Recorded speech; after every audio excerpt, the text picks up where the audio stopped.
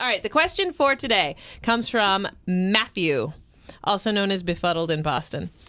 He says, I have an option to put my bonus into my 401k. When I went to do this, I found that my yearly rate of return is negative 3.58%, while the S&P is up 1.2%. I'm in a target retirement fund, and I honestly do not know what I'm doing, but I do not like to see negative returns. Should I be worried that I'm in the wrong plan?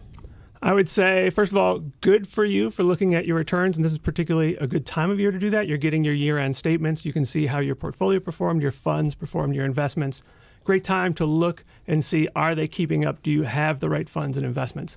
But it's important to do an apples-to-apples comparison. So he brought up the S&P 500 as an index of U.S. large company stocks.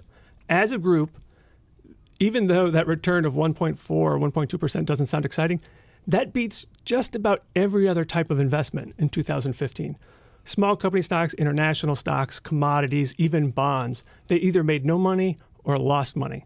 So if you compare anything in 2015 to the S&P 500, chances are it's actually just not going to look good because they did well. But that changes from year to year.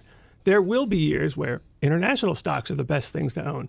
And you'll look like owning the S&P 500 was a bad decision.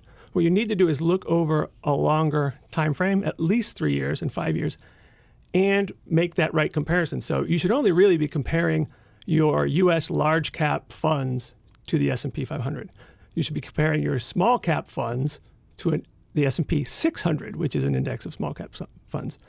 The reason his target retirement fund lost money is because a target retirement fund is a broadly diversified portfolio of cash, bonds, all kinds of stocks, U.S. and international, that is appropriate for someone who's going to retire roughly in the year of the name of the fund. So if you have a 2035 fund, that means you're going to retire in 2035. It's going to be very aggressive, but it's going to get gradually more conservative as you get close to retirement. Because it owns all of those types of investments that were flat or lost money last year, it's going to look bad compared to the S&P 500. What you really want to do is compare that fund to other target retirement funds.